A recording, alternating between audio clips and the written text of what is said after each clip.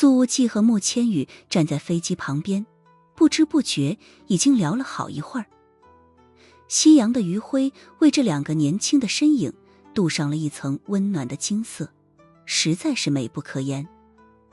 相见的时间总是短暂的，两人都有着说不完的话，尤其是苏无忌，更是对出现在南美的穆大小姐攒了一肚子的疑问。你接下来去哪里？苏无忌问道，目光落在他那略显疲惫却依旧明亮的眼眸上。穆千羽捋了一下被风吹散的发丝，轻声说道：先回华夏稍微休整一下，南美这边的具体投资细节还需要和柔姐商量商量，得尽快敲定才行。苏无忌有些好奇，童悠柔从来没在金融圈子里干过，现在她会不会有些吃力？哪里会吃力，简直如鱼得水。穆千羽笑着摇了摇头，语气之中满是赞叹。柔姐真的很厉害，眼光毒辣，能力极强，一通百通。顿了顿，他认真补充道：我甚至觉得她是个不折不扣的金融天才，应该早点进入这圈子里。当初穆千羽选择和童悠柔合作，主要是因为身边没有值得信任的穆家人，更是想为铃木银行找一个姓苏的来守江山。而由于童悠柔和苏无忌的亲近关系，使得穆大小姐把眼光放在了他的身上。没想到仓促上阵的柔姐竟然给刚刚站稳脚跟的铃木银行带来了无限的惊喜。确实，当初我第一次见到柔姐雷厉风行的开视频会议的时候，就觉得她不是普通人。苏无忌说道。那个时候的童悠柔显然也不会想到，在和这个青年相遇之后，他居然很快便成为另外一个陌生领域的风云人物。穆千羽的语气里带着一丝难言的心疼，说道：柔姐其实挺辛苦的，一边打理着娱乐圈的事情，一边操心着铃木银行的运作，每天都是睡在办公室里。你要是再回灵州，一定要记得去看看她。苏无忌摸了摸鼻子，听起来怎么有点像是大房在刻意维护着后宫和谐，以免冷热不均，厚此薄彼。他臭不要脸地试探了一句：怎么你还劝我去看她？这不怕我跟柔姐发生点什么暧昧？你俩的暧昧还少了，柔姐的那些舞都白跳了。听到了这句话，穆千羽的俏脸微热，他微微低下头，脚尖无意识地捻着地面，声音轻轻：我又不是你女朋友，你和谁暧昧我也管不着呀。真是大气啊，千羽肚子里能撑船。苏无忌调侃了一句，又问道：然后呢，你接下来还去哪里？不会去黑暗世界吧？这句话的试探意味就更强了。黑暗世界挺好的。面对这个问题，穆千羽这次居然没有任何的回避与躲闪，他的目光清澈而坚定，看了看苏无忌的璀璨肩章，稍稍点了一下脚，直到两人的肩头平齐，才笑着说道：我得多做点事情，才能勉强有资格和苏少将肩并肩呀。苏无忌却收敛了玩笑的神色，语气变得异常认真，说道：但是我不希望你去冒险，更不希望看到你有任何的危险。夕阳的光柔和地洒在穆千羽的脸上，让这张绝美的俏脸变得更加温柔。他柔声说道：我只希望我每多做一分，你肩膀上的担子就能轻一分，你未来的危险就能少一分。苏无忌心中最柔软的地方似乎被狠狠触动到了，他揉了揉微微有些酸涩的鼻子，开玩笑道：你做的这些不都是女朋友给男朋友做的吗？你刚刚还不承认？可。话音未落，身后已然响起了响亮的咳嗽声，这一听就是故意的。小无忌，别光顾着谈恋爱了，我们可该起飞了。刘烽火的声音响起来，穆千羽的俏脸瞬间变得更热了，如同秋日的苹果，看起来可人又可口。苏无忌挠了挠头，讪讪地干笑道：嘿嘿，刚刚没注意，闯叔和风火叔也在车上啊。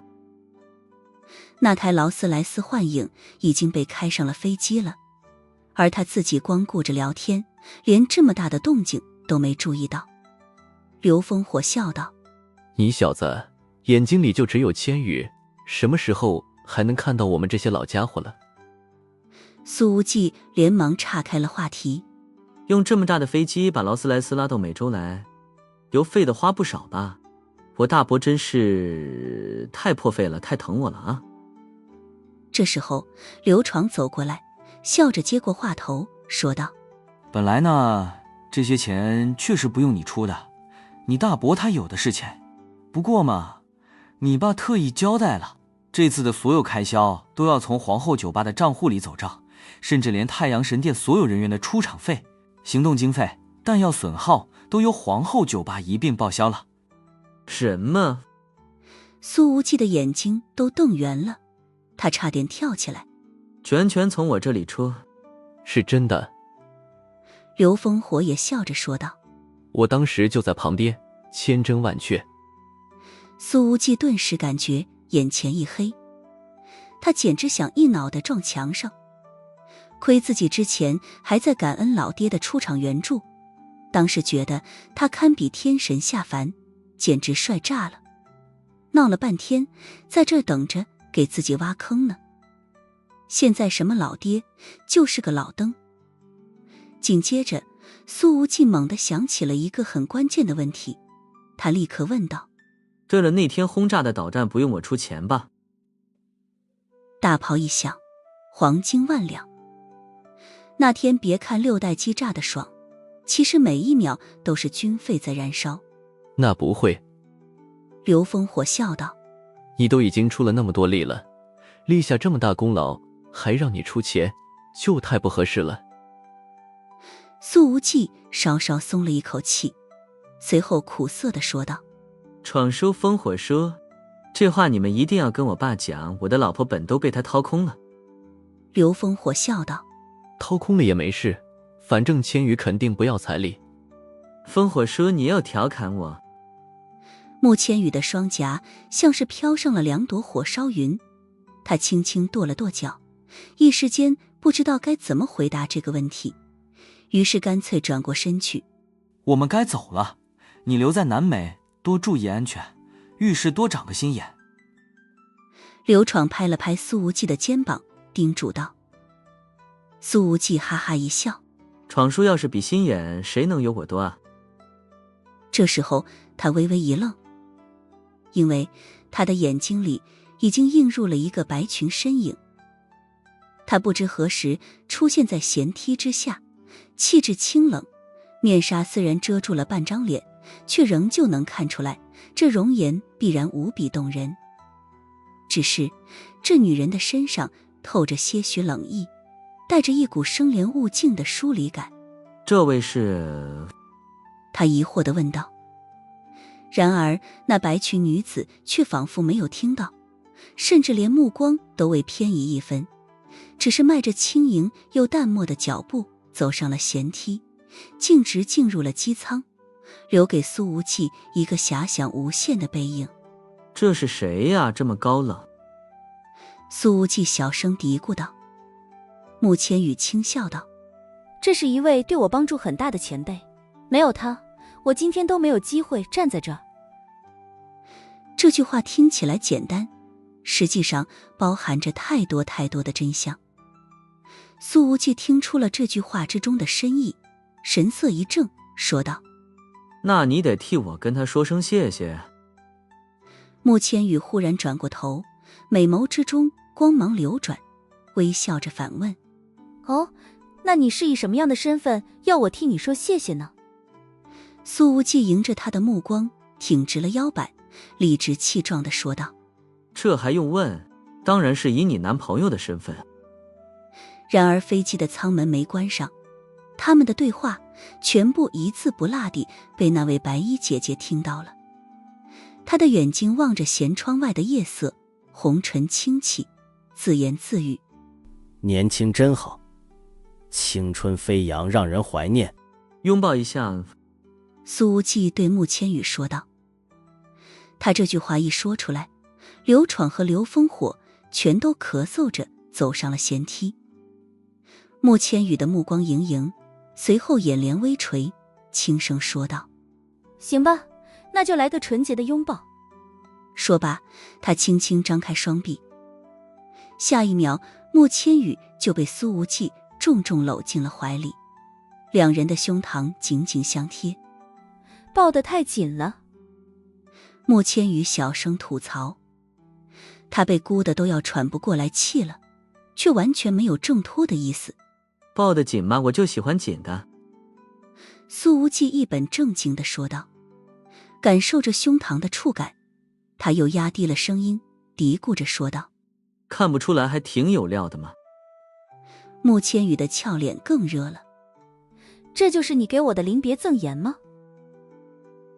苏无忌继续一本正经的道：我能当着你的面说出这么轻浮的话语，就代表了咱俩关系的巨大进步。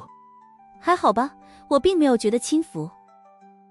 穆千羽说着，松开了苏无忌，给面前的青年整理了一下衣领，抚平了拥抱所带来的褶皱，随后凝望着他的眼睛，认真说道：等你安全归来。哼。苏无忌总觉得这句话似乎还有后半句，那就是等你回来，我就……以穆大小姐的性格，是不可能主动把后半句话说出来的。暮色越来越重，专机的引擎发出了巨大的轰鸣，缓缓滑入跑道，随后加速冲向了夜空，飞往了东方。苏无忌站在原地，久久注视着飞机离去的方向，直到夕阳的最后一缕光彻底融入夜色，才回过神来。他摸了摸肩膀上质感温润的匠心，又想起皇后酒吧那即将惨不忍睹的账户余额，脸上露出了一个混合着坚定与肉痛的复杂表情。老登算你狠。他低声笑着嘀咕了一句，随即眼神变得锐利起来。不过南美这笔账还没跟黑渊算清楚呢。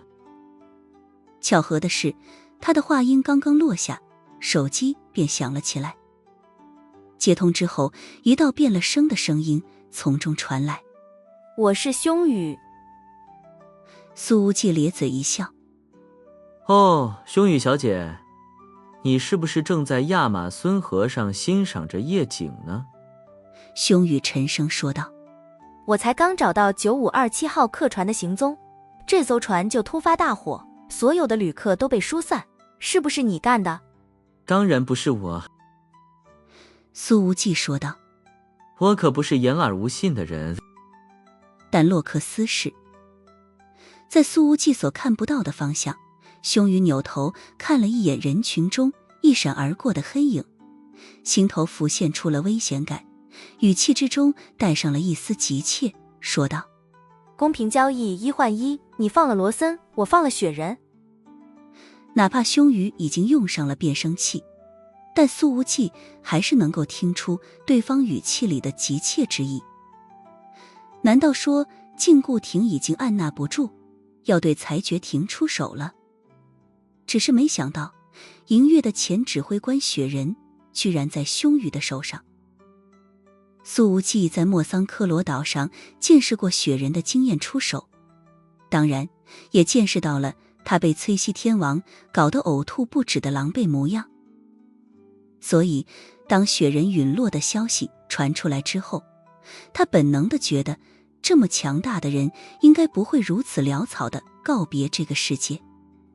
现在看来果然如此。你的心思还真是够深沉的。苏无忌眯着眼睛，把雪人掳走了那么久，到现在才对我说。胸羽此刻正站在一处码头上，周围都是被疏散的旅客。远处那艘编号9527的船只已经快要烧没了。这种所谓的客船其实就是亚马孙河上的公交车，沿途有许多港口停靠，航速非常慢，船舱内部非常简陋。过夜的旅客要么在里面睡用破布做成的吊床，要么就睡大通铺。至于旅客的大小便什么的，都是直接排到河里面。这里的鲶鱼每天都吃得饱饱的，个头又大又肥。如果重伤的罗森待在这种条件的客船上，怕是根本活不了2天。这种大型木质客船其实比较容易起火，但货运公司一般会在船上放许多灭火器，想要一把火把整艘船都烧掉，其实也是很有难度的。巴马航运公司的生意做得那么大，这还是他们第一次遇到这种把整艘船都烧没了的事情。所以在凶宇看来，这把火透着蹊跷。最关键的是，此刻他的心中感受到了一股凛冽，那是杀机。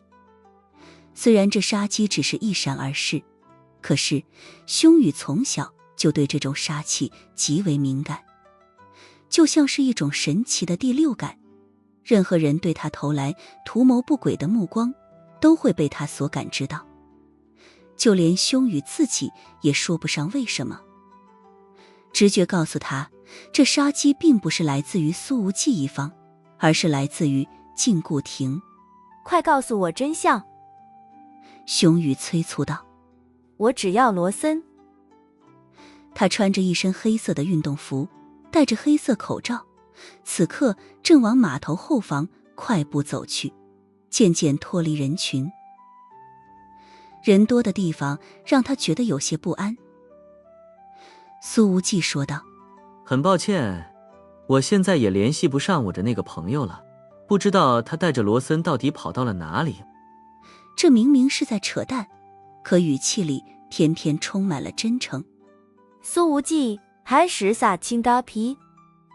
凶宇的声音里明显带上了恼火的意味。我在真心实意的和你做交易，你却从头到尾都在耍我。然后呢？苏无忌微微一笑，语带嘲讽地说道：你在和我交易完了之后，还是会选择安排禁卫来杀掉我。凶宇此刻又感受到了那一股凌厉的杀机，虽然一闪而逝，但却让他遍体生寒。情急之下，他说道：如果不是你先对我赶尽杀绝，我绝对不会。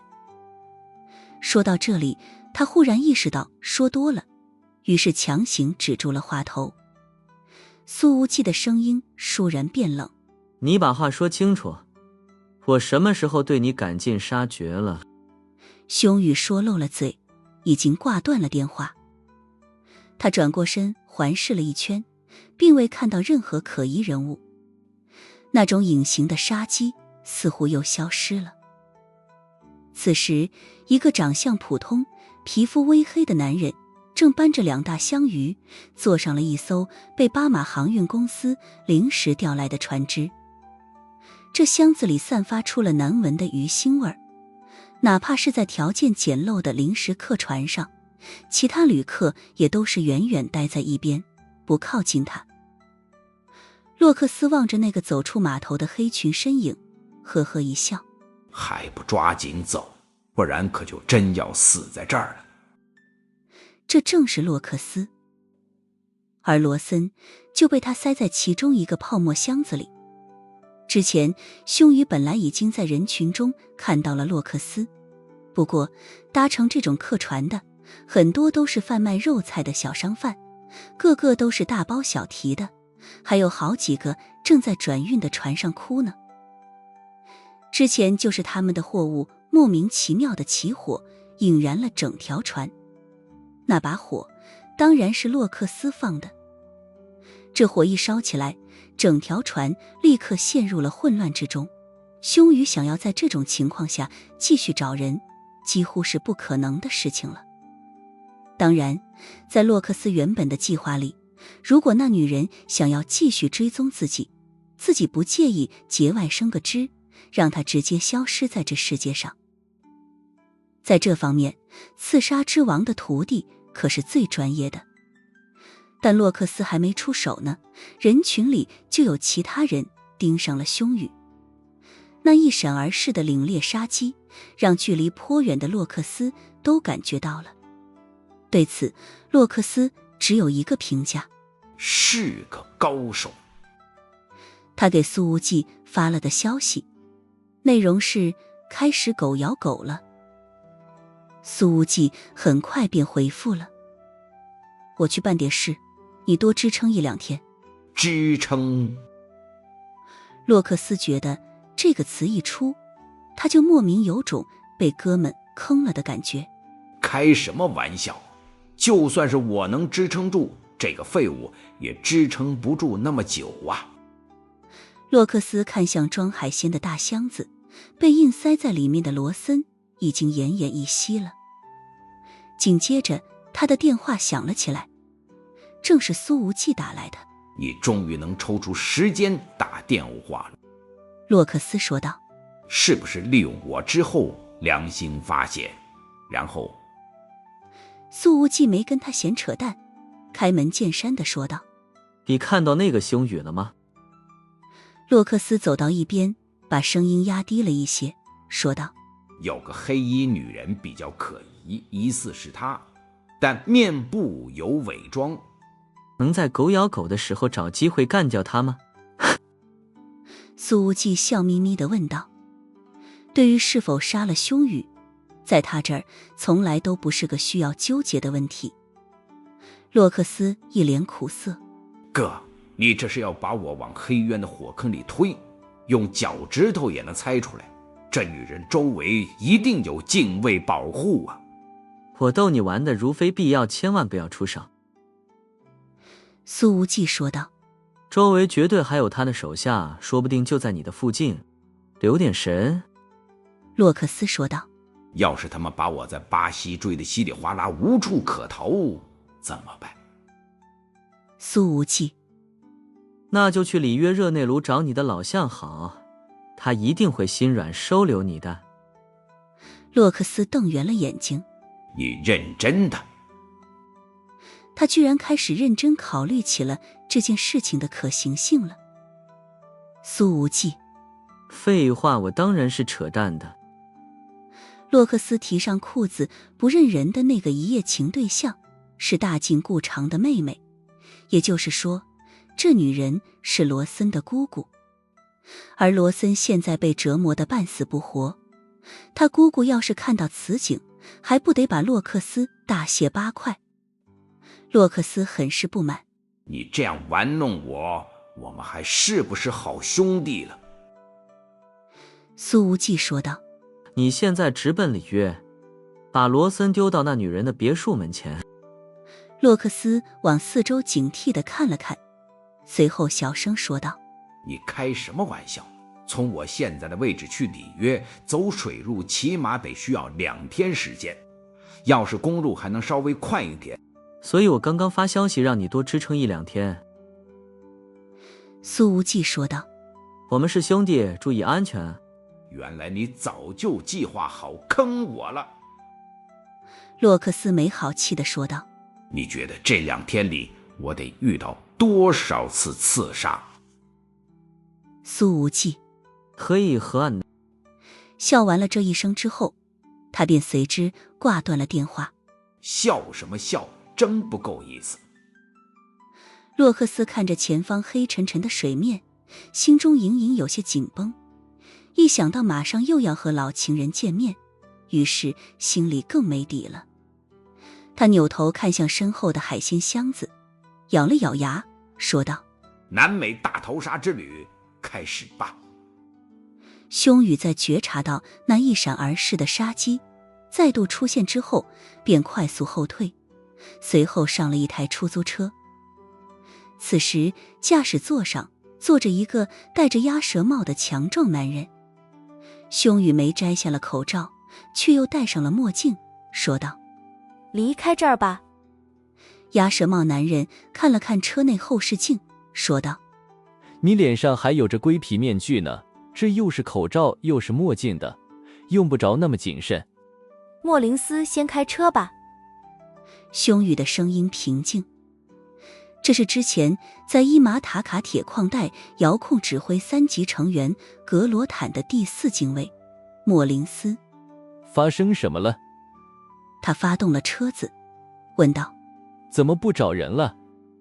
凶宇看了看窗外，我被人盯上了。莫林斯，暗影天王的人。凶宇的眉头轻皱，说道：根据我的直觉，应该不是。莫林斯问道：从哪里判断出来的？影子现在完全可以利用罗森大做文章，挑拨我和大禁故长之间的关系，没有必要多此一举地派人出手对付我。凶宇说道：我当时感受到了一股杀机，非常凛冽，但是一闪而逝。此时他们的车速并不算快，大概也就时速40-50的样子。巴西的乡间路况不怎么样，此刻天色已暗，又没有路灯，让凶宇的心里面平添一丝对于未知的紧绷感。莫林斯说道：难道是大禁故长要对你下手了？凶宇说道：这种可能性很大，毕竟我差点让他儿子死在了加勒比海上。你放心，莫林斯说道：大裁决长不会坐视此事发生的，你是他选定的人，以他的风格，不可能眼睁睁地看着你遇袭而无动于衷。凶宇轻轻一叹，说道：就是大裁决长让我找回罗森的，也许他也要给禁锢亭那边一个交代。就在这个时候，莫林斯开着车已经超过了那艘临时调来的客船。凶宇看到了那艘船，轻轻皱了皱眉头，把从通讯器从衣领扯到了嘴边，说道：毁掉那艘船，动静越大越好，不要在意无关人员伤亡。听到了凶宇下达的毁掉那艘船的命令，莫林斯笑了笑，说道：不要在意人员伤亡，这种方法有些简单粗暴，和你之前的细腻风格截然不同。他这第4禁卫并未有任何拦阻，哪怕即将误伤无辜。毕竟到达他们这种实力高度，普通人的命已经很不值钱了。我其实并没有固定的行事风格。凶宇轻轻摇了摇头。现在这无疑是最可能见效的方式。此刻周遭的环境里暗藏凛冽杀机，他只能希望通过这种极端的方式逼迫可能藏在船上的影子同伙及早现形，或者至少延缓他们的行动，给自己创造抓捕嫌疑人或者脱离现场的时间。我们去往哪里？莫林斯说道：总不能这么一直漫无目的的开吧？我还没想好。凶宇说道：让第4禁卫帮我当司机，其实有些不太合适。莫林斯说道：这有什么？大家都是为了裁决庭工作，更何况我的本质就是个司机。在禁锢黑渊之中，确实每个人在现实生活里都有一个身份，而当他们脱下了职业装，摇身一变就成了世界上最强大的黑暗组织的精英成员。凶宇看着莫林斯那熟练的换挡动作，说道：不只是司机，确切地说是职业车手。听了这句话，莫林斯的动作为之一顿，眼睛里闪过了一抹警惕之意。他随后笑了笑：凶宇有点意思，怎么发现的？莫林斯此刻还戴着龟皮面具呢。他坚信，如果说身后那姑娘是从长相上分辨出来自己身份的，绝无可能。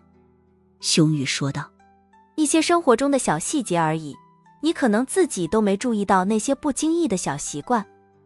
这时候2束强光忽然从后方射了过来，这改装过的远光灯把出租车的后视镜照得一片白茫茫。凶宇扭头一看，是一辆越野车。这车有些可疑。他的眉头轻皱，说道：靠边吧，减速让他超过去。然而出租车减速之后，后面那一辆越野车也随之减速了。莫林斯见状，不等兄宇再度下命令，便是一踩油门，出租车骤然加速，而后面的越野车竟然又随之加速了。这一下无疑已经证明对方就是在跟踪他们的，并且光明正大，十分嚣张。莫林斯说道：呵呵，胆子还真是不小，我倒要看看这到底是谁派来的。说着他急踩刹车，兄宇却说道：不要减速，快点离开这儿，甩掉后车。莫林斯说道：为什么？兄宇的眉头微皱，表情凝重。我又感受到那一股杀机了。莫林斯选择相信身后姑娘的判断，他立刻提速，出租车的引擎发出了嘶吼，瞬间拉开了与后车之间的距离。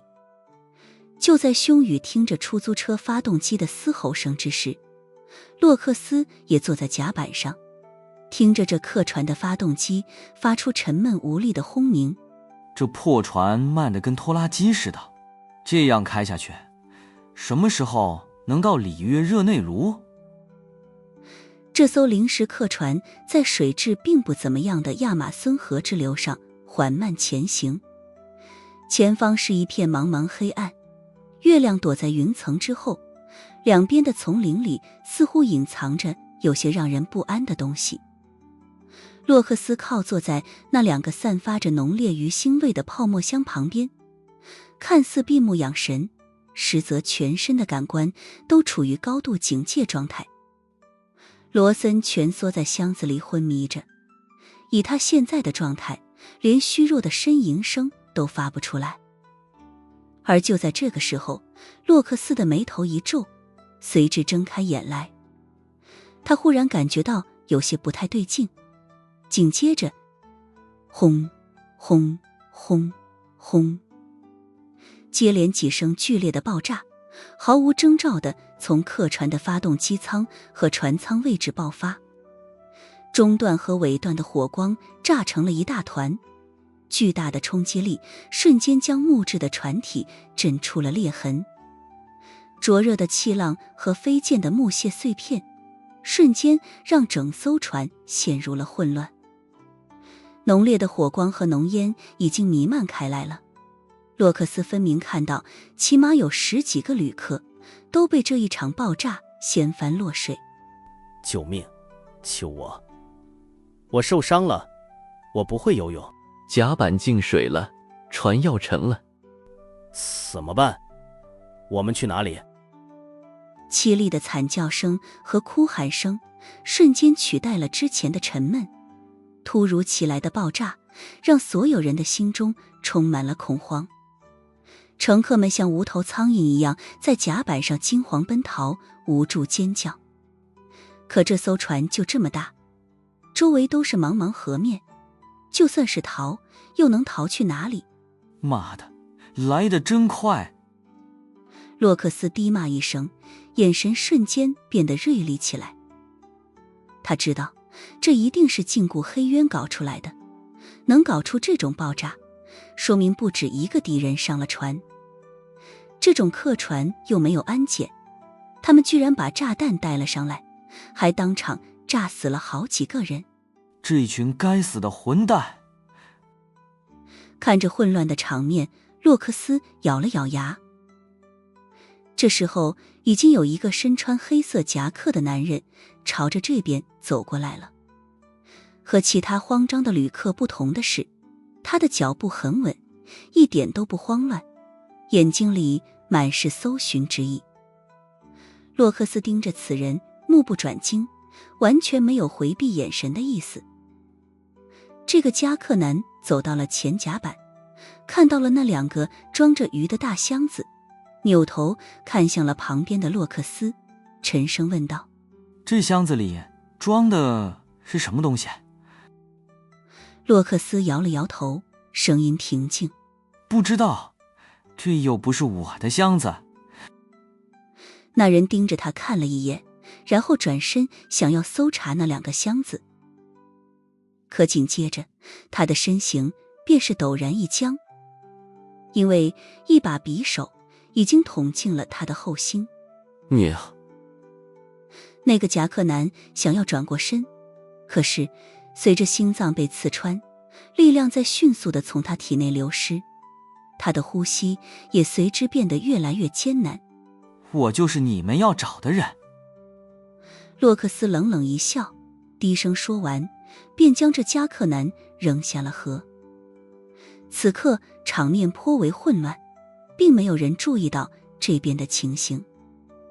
洛克斯抱起藏着罗森的箱子，正准备跳河，可却看到远处出现了几艘快艇，正迅速逼近这艘正在漏水的客船。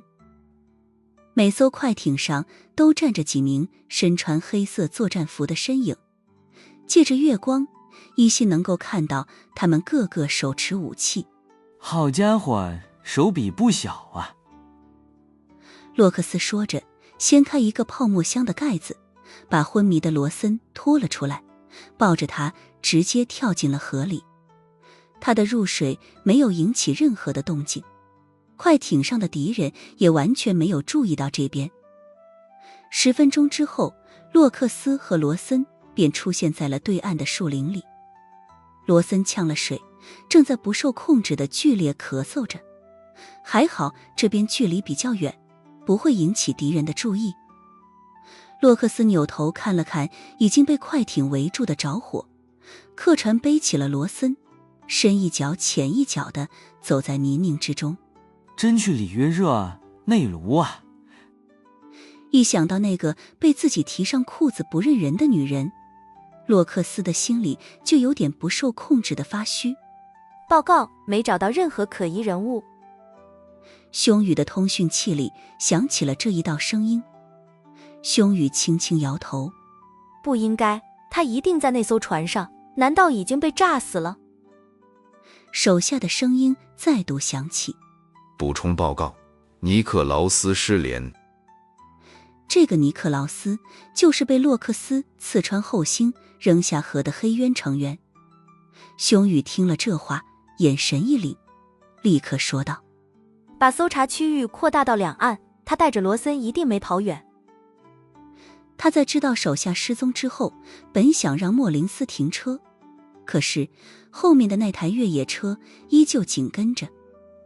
那股之前一闪而逝的凛冽杀机不仅没有消失，反而在他的心中越来越清晰。就在此刻，在胸羽的感知中，那股杀机陡然间爆炸般的涌出来。他立刻喊道：躲避！开车的莫林斯显然也意识到了危险，猛地一打方向盘，轮胎和地面发出了尖锐的摩擦声。一颗子弹擦着前轮胎位置飞过，直接把路边的一棵树的树干生生打断了一半。子弹居然并不是从后车上射来的，而是从侧面的树林深处袭来，不止一处有埋伏。如果不是莫林斯的驾驶经验极为丰富，刚刚那一发子弹必然会直接打爆轮胎，引发车辆失控。禁顾廷的这群混蛋惹到我头上来了。莫林斯冷笑了一声，猛地踩下油门，出租车的发动机发出一声嘶哑的咆哮，猛地加速前冲。砰砰砰砰，来自后方和侧翼的枪声瞬间密集起来，子弹如同冰雹般击打在车身上，后窗玻璃瞬间粉碎。对方火力极猛，而且枪法精准，显然是专业的好手。不过莫林斯对车子的掌控极强，他左冲右突，很快便使出了侧翼敌人的攻击区域。在这个惊险的过程里，胸羽侧身俯地身体，脸上却不见丝毫慌张，他眉头微皱，甚至还处于沉思的状态里。莫林斯抽空从后视镜里看到了这姑娘的状态，不禁有点佩服。然而就在这个时候，砰！越野车忽然加速顶上来，车头重重地撞上了出租车的尾部一角。出租车的重量比后车轻太多了，这一下被顶的车身猛然一横，直接撞向了树干。莫林斯猛打方向，堪堪避免了翻车的危险，但车头还是和路边的树干擦过，撞碎了右侧大灯，有点惊险。虽然车身稳住了，莫林斯自己也被惊出了一身冷汗，心中的火随之冒了出来。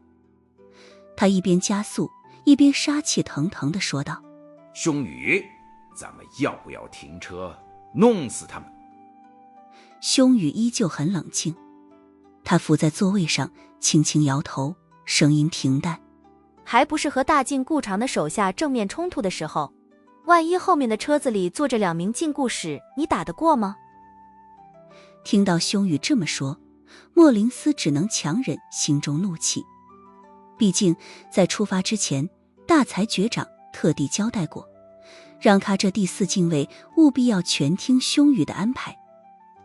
还好莫林斯的车技很高，几分钟后便用这台破出租车把后面的大马力越野车给甩掉了。看着前方的岔路口，莫林斯喊道：去哪个方向？兄宇，快点决定。兄宇看着被远光灯照亮的路牌，路牌上一边写着里约热内卢，另一边写着贝洛奥里藏特市。他立刻说道：去里约热内卢。之所以没去另外一个城市，是兄宇来南美的时间不长，根本没听过那个名字，完全是根据熟悉的名词在潜意识里做出了选择。1分钟后，后面的越野车已经在岔路口停下来了。坐在驾驶座上的男人摘掉了黑色的头套，露出了个光头，竟是游侠的天王之一汉密尔顿。他看了看地上的轮胎印记，打了个电话说道：影子，按照你的安排，已经把那女人给逼去里约了。老大，这关键时刻还得靠你。汉密尔顿看向坐在副驾的男人，笑眯眯地说道：你的那种杀机，我和崔西可伪装不出来。后者正裹着一身长款风衣，领子竖得很高，遮住了大半张脸。他的面色还有点苍白，虚弱地卧在副驾上，手里还抱着个保温杯，正是游侠神殿5大天王的第1天王。我的伤还没好呢，就被你们拉出来干苦力。这老大的语气有些无奈，一点都不知道心疼我这个大哥。之前就是他用那种若有若无的凛冽杀机逼退了兄宇，还让后者以为是大禁锢场派人对他动手了。汉密尔顿笑道：谁让你是老大，能力越强责任越大。老大拧开保温杯的盖子，喝了一口水，随后说道：话说影子从华夏带来的黑枸杞效果还真是挺好的。汉密尔顿问道：具体好在哪方面？老大咳嗽了2声：对中年男人很有效果。汉密尔顿立刻明白了，他摸了摸自己的光头，哈哈一笑：那我可用不着这玩意儿，我一贯猛得要死。老大呵呵一笑：看你现在嘴硬，等再过10年你就明白了。汉密尔顿一打方向盘，缓缓开上了前往里约热内卢的路。说好了啊，这次我只起到威慑作用，可别指望我出手。老大的嘴巴里嚼着枸杞，我得抓紧养好伤才行。汉密尔顿笑道：老大，看你虚的样子，估计现在都不是我的对手。老大闭目养神，懒得争辩。开了1公里，汉密尔顿把车子停了下来，因为路边已经站着2个人，一个身形窈窕，穿着黑色的紧身皮衣，肩膀上扛着一把大号狙击枪，腿长腰细，飒气得要命，正是埃洛文。另外一个则是穿着黑色的作战服，手里拎着沉重的加特林6管机枪，脚边还放着2个子弹箱。崔西也在。刚才就是他们在路边伏击凶宇和莫林斯的。那位大禁顾长根本没有派人来追杀凶宇。关于这一点，苏无忌连洛克斯都没告诉。崔西上了车，说道：有点可惜，没把那个凶宇直接弄死。影子这是怎么了？关键时刻开始怜香惜玉了吗？艾洛文没好气地说道：你说话的时候能不能动动脑子？影子不让你上，是为你的安全着想。那女人的旁边一定有裁决禁卫，老大有伤在身，咱们谁打得过这种级别的高手？把他逼到里约热内卢是要干什么？崔西不解地问道。影子这脑回路天天想的什么东西，真是让人猜不透啊。汉密尔顿哈哈一笑：是，他可不像你直肠子。被提到了痛点，崔西的脸涨红了一些。妈的，汉密尔顿，信不信我现在拉你一脸？汉密尔顿难得没和崔西争辩，而是说道：那个曾经被你拉了一脸的人，现在也不知道人在哪里呢。崔西闻言也轻轻地叹了口气：天妒英才，太可惜了。艾洛文没说话，眼睛望着车窗外的夜色，不知道在想些什么。这时候，一直闭目养神的老大开口了，抬手指了指前方：银月的指挥官也不一定是死了，8成就是前面那女人干的，不然影子何至于对他紧追不放？艾洛文不太赞同：明明是他先要杀影子的。老大呵呵一笑：整个黑暗世界想杀影子的人能从这儿排到神殿总部，你见他主动跨大洲越大洋的去设计反杀吗？这家伙以往可只会躲到华夏去，天天喝酒唱歌看美女跳舞。这时候洛克斯已经偷了一台皮卡，从另外一条比较绕的路驶向了里约热内卢。没想到在开了1个多小时之后，前面竟然被设下了路障，所有的车子都要停下来接受检查。负责检查的人身穿黑色战斗服，手中皆是端着突击步枪，而他们的战斗服没有任何标志，看不出究竟是军人还是警察。此时已经凌晨，过往的车辆并不多，路过的人们也没有对这种检查有任何的怀疑，都很配合。这时候轮到洛克斯了，毕竟是偷来的车，后排还躺着个重伤员，确实有点心虚。他缓缓减速，放下车窗，高声喊道：嗨，哥几个抓逃犯呢，辛苦了，来，抽支烟。说着，他掏出了几支烟，递给了距离自己最近的检查者，顺便观察了一下四周。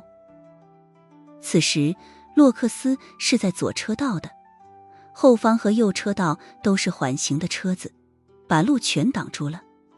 就算洛克斯想要掉头逃跑，都很难挤出空间来，只能稍微拖延一下时间，等前车拉开一些距离，方便自己加速。下车。对面根本没接洛克斯的烟，反而用突击步枪顶着他的脑门。立刻！见此，洛克斯不禁有点失望，嘴里嘟嘟囔囔的开门下了车。我这烟是华夏特供的华子，你们没抽过，真的很可惜啊。那个检查者仍旧不搭理他，而是说道：趴在车子上，等我检查好，你就可以离开了。其实不接烟是对的，洛克斯这烟里面加了点东西，一抽就晕。检查者说着，仔细地搜了搜洛克斯的身上，随后看了一眼驾驶座，便直接拉开了后排的车门。一个浑身湿透的男人正晕倒在后排呢。见此，这检查者愣了愣，眼睛里立刻涌现出了警惕之意。他刚要去抬起这晕倒男人的脸，看看到底是不是罗森，可是这时候一道寒意忽然渗入心间。确切地说，这寒意不是精神上的，而是物理意义上的渗入。因为一道冰凉的细窄刀身已经扎进了他的后背，扎穿了心脏。这个检查者刚刚明明搜过洛克斯的身，却没找到这把刀。他的实力其实也算很强了，只是面对这种偷袭，他毫无防备，根本没有提前感应到对方的杀气。我就是你们要找的人，嘿嘿。洛克斯小声说着，把刀从这家伙的后背拔出来，然后手腕猛然一抖，寒光一闪而逝。另一个正朝着这边走过来的检查者顿时捂住了脖颈。洛克斯手里的这把细窄匕首已然精准地穿透了他的喉咙。这两下动作其实非常隐蔽，两个倒霉的死者连惨叫声都没来得及发出来。洛克斯随后关门上车，踩着油门轰隆离开。等车子开走了上百米，两个倒在地上的检查者才暴露在其余3名同伴的眼中。另外3个裁决庭成员本来正在检查其他的车辆，此刻见状立刻跑过来，发现同伴已经彻底没救了，而他们甚至都没能看得清楚洛克斯的车牌号。其中一人连忙对着通讯器大喊：发现嫌疑人，开着银色丰田皮卡，正在前往里约热内卢方向。此时通讯器另一端的凶宇已经听到了这句话，他沉声说道：所有搜捕队成员里约热内卢集合。此时夜风顺着破碎的窗户灌进来，把他的长发完全吹乱。莫林斯冷冷说道：这家伙死定了。凶宇扭头往后看了看，表情之中似乎带着一抹复杂之意。莫林斯扭头看了他一眼：凶宇，猜想什么呢？凶宇摇了摇头：总觉得有些不对劲，但又说不出具体不对劲的地方在哪里。莫林斯说道：现在大禁顾长在追杀我们，我们在追杀影子的人，这么简单的事情，哪里有不对劲？凶宇的眼睛里有一些疑惑和不解，他干脆闭上了眼睛，重重揉着眉心。应该没那么简单，我好像忽略了一些至关重要的事情，到底是什么事？莫林斯压根没把凶宇的疑惑放在心上。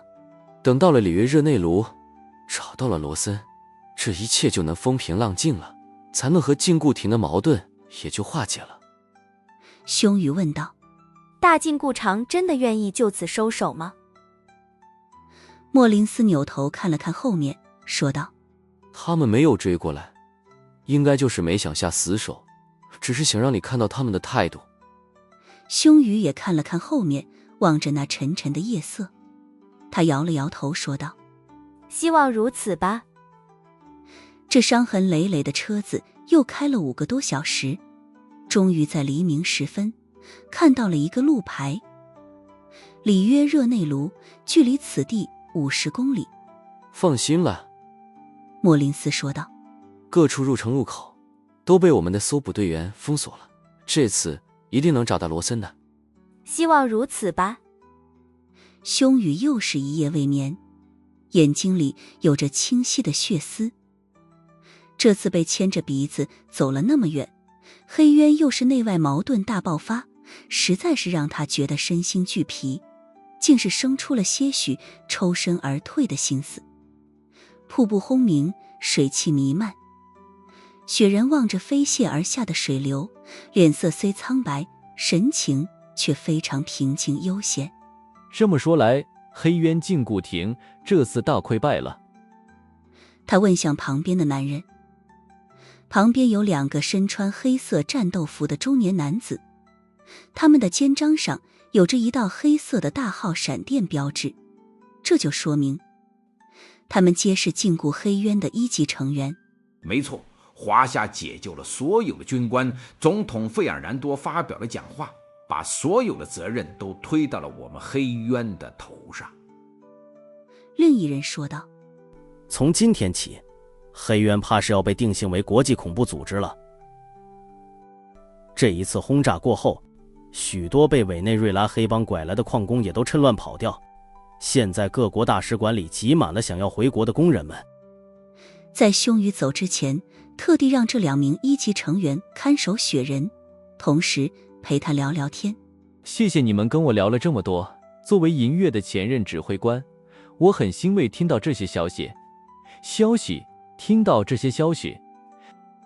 雪人的唇角勾起一丝微笑的弧度。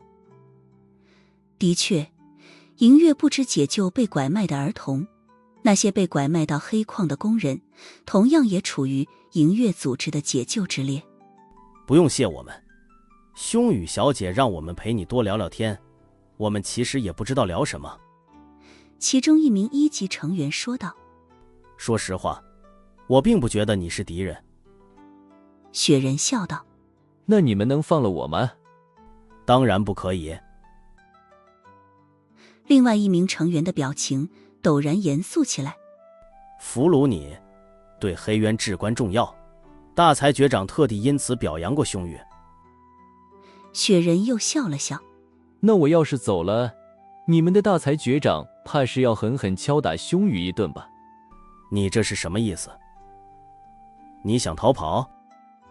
听了雪人的话，那2名1级成员的眉头都狠狠皱起来了。其实也没有什么特别的意思。雪人侧耳倾听，说道：你们难道没听见什么声音吗？这时候已经有轰隆隆的声音传进了耳朵里。这不是瀑布的水声，巨大的噪音由远及近，迅速压过了瀑布的轰鸣。2名1级成员对视了一眼，猛地抬头，异口同声：直升机。雪人的笑容舒展开来，道：还不止一架呢。随着他的话音落下，5架直升机便已经悍然掠过瀑布上空。巨大的旋翼搅动着水雾与晨光，冰冷的炮口已然将3人牢牢锁定。3架武装直升机，2架运输直升机，此刻如同钢铁巨鹰，带着震耳欲聋的轰鸣声，以极其嚣张的姿态出现在几人的视野里。螺旋桨卷起狂风，将下方的树林压得剧烈摇摆。那2名负责看守雪人的1级成员脸色巨变，下意识的就要拔枪，并且要将雪人控制住。然而就在他们手指即将触碰到枪柄的刹那，砰砰砰，数道枪声从直升机舱门口响起，2名1级成员连忙扑到了一边，而之前他们所站立的石板已经被生生打碎了。下一秒，一道紫色闪电已经如闪电般从机舱口射了出来，这紫光转瞬即到，直接定在了2名1级成员身前的地面上，将他们与雪人隔开来。2人动作瞬间僵住，冷汗一下子就从额头冒了出来，不敢再有丝毫异动。他们都明白，这一道紫色剑光不是击杀，而是最严厉、最精准的警告。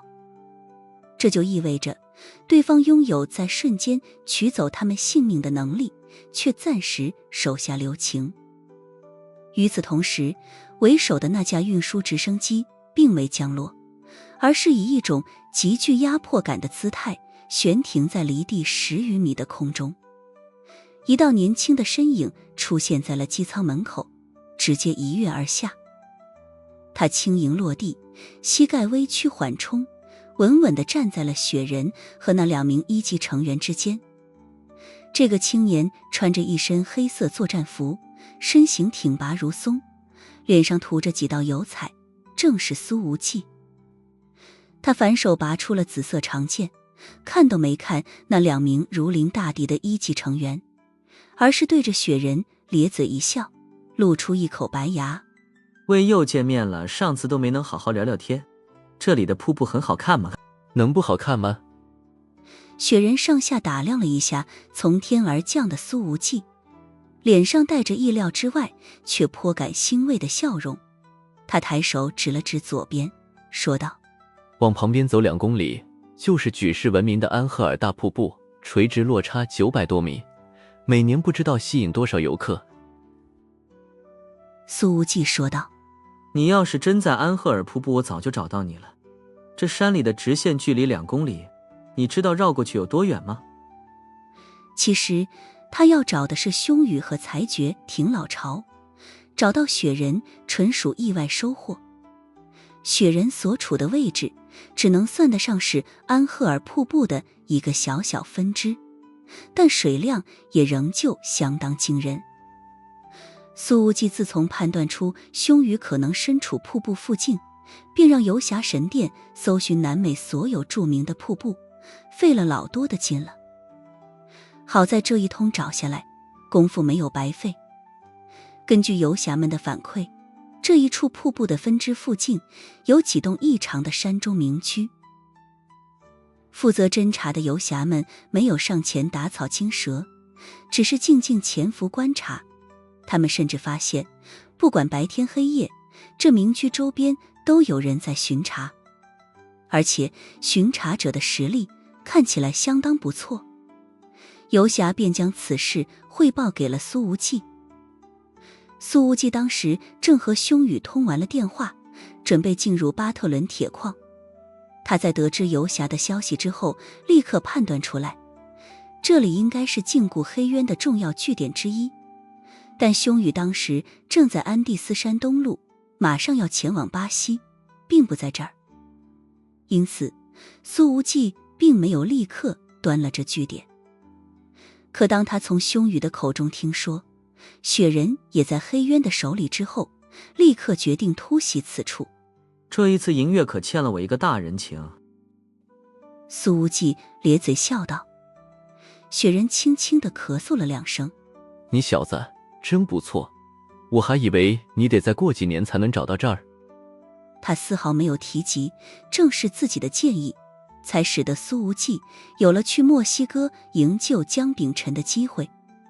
苏无忌环视四周，远处那几幢3层民居在树叶缝隙中露出了些许灰色的墙体。他说道：那里面还关着其他人吗？雪人说道：没关着别人，里面都是些裁决庭的小角色。苏无忌说道：大裁决长在不在这儿？雪人猜到他要干什么了，笑着说道：已经走了2天了。那可惜了，今天没有把裁决庭一网打尽的机会。苏无忌一脸惋惜地说道。他随后抬了抬手，又指了指那几幢眼映在山林间的民居。2架武装直升机拉升了些许高度，挂架上的火箭巢直接喷出了一道道火舌。轰轰轰轰轰！眨眼之间，那几幢小楼全部坍塌，周遭烟尘四起。弥漫的烟尘里有10几道身影跑出来，然而武装直升机的链炮直接毫不留情地开火，炮弹落下，将这些身影生生撕碎，现场血肉横飞。雪人看着此景，笑着说道：你这是跟裁决庭结死仇了？苏无忌呵呵一笑：反正这里没有一个好东西，他们追着我不放，还掳走了你。我要是不给他们点颜色瞧瞧，裁决庭还真以为凶雨能骑我头上来。她挺漂亮的，起码你们看起来很般配。雪人看了看苏无忌的脸，笑道：可惜了，你俩注定不可能生个孩子了。听到雪人这么说，苏无忌明显非常惊喜。你见过他的真容？雪人说道：见过。知道他的真实身份吗？苏无忌又问道：我没问，但大概猜出来了。雪人说道。当然，不一定猜得对。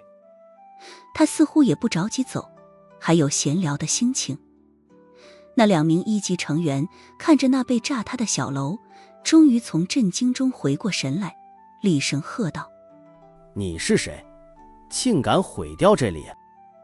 话未说完，苏无忌猛地转头，目光如冷电般射向他。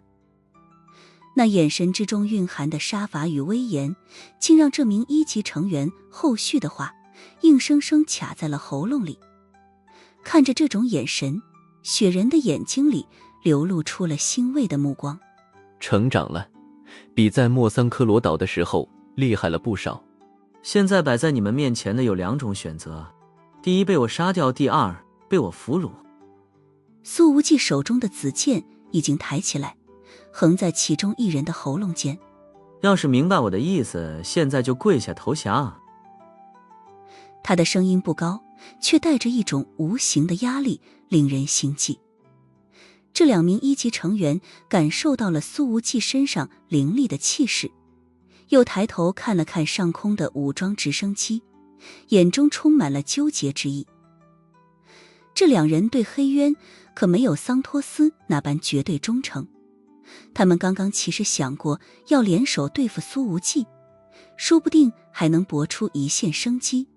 可是一想到上方的直升机链炮随时可以将自己撕碎，那反抗的心思便完全消弭了。你到底是谁？其中一名1级成员问道。游侠神殿影子。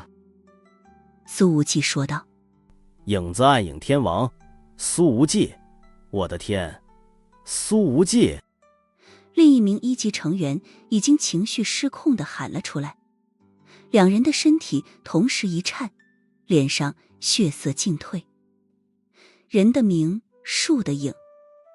眼前这位青年就是这2天将南美搅得天翻地覆的正主。对方的风头实在是太盛了，就连大才绝长这2天也借故离开了委内瑞拉，不知道是不是要暂避锋芒。另外2架运输直升机上全副武装的游侠神殿战士们已然锁降而下，迅速控制了周围区域，冰冷的枪口锁定了那2名1级成员。面对绝对武力的压制和苏无忌的赫赫凶名，这2名黑渊成员彻底没有了反抗的勇气，面色灰败地放下了武器。这才是明智的选择啊。苏无忌说道。我不仅不会杀你们，甚至你们只要把知道的事情全部说出来，就能获得自由。那2人垂头丧气，被押上了直升机。苏无忌走到雪人面前，看了看他，眉头微皱。怎么虚弱成这个样子，还能走吗？死不了。雪人说道。走2步还是没问题的。他走了2步，只是脚步极其虚浮，和之前那个几刀便砍死阿曼德的超级强者简直不像是同一人。苏无忌二话不说，直接转过身，半蹲下来。上来我背你。雪人愣了一下，看着苏无忌并不算特别宽阔却异常可靠的背影，没有丝毫犹豫，趴了上去。怎么这么虚弱了？好像体重都轻了不少。苏无忌把雪人背上直升机，将之小心地放在座位上。老伤复发，加上又被凶雨饿了几天。雪人说道。这女人可真该死啊。苏无忌冷冷说道。雪人说道。你弄死了人家老爸，又差点把他在海上炸死，我要是凶雨也得报复你。苏无忌。我什么时候？说到这儿，他忽然想到了凶雨在电话里说漏嘴的那一句。当时凶雨说过，如果不是你先对我赶尽杀绝，我绝对不会。那句话没说完，他便及时地闭上了嘴巴。苏无忌深深地吸了一口气，声音里透着凛冽。武田余也。直升机迅速拉升，带着他们脱离地面，飞向晨光中。雪人看着下方越来越小的瀑布，真正放松地舒了一口气。谢了，小影子。他在呼啸的轰鸣声中说道。欠我一顿酒。苏无忌笑道。最贵的那种。酒就算了。雪人说道。不如我把银月送给你。苏无忌呵呵一笑。银月你说的已经不算了，现在的新任指挥官叫未央，神秘的很。未央是我。雪人愣了一下，随后眉头挑了挑，像是想明白了什么，笑道。有意思，很有趣。与此同时，里约热内卢边缘，匈羽和莫林斯的车子驶入城区，前者的通讯器突然急促响起。匈羽小姐，瀑布据点遭遇突袭，雪人被救走了。这声音之中满是惊慌失措。我侦察回来正好看到他们在轰炸。什么？雪人被救走了？匈羽那龟皮面具下的脸色瞬间惨白如纸，一把抓住通讯器。什么时候的事？具体发生了什么？就在刚才，暗影天王带着5架直升机飞过来，把我们的据点炸毁了，所有人都死了。莫林斯猛地踩下刹车，轮胎和地面发出刺耳的摩擦声，车子急停在路边。车厢内死一般的寂静。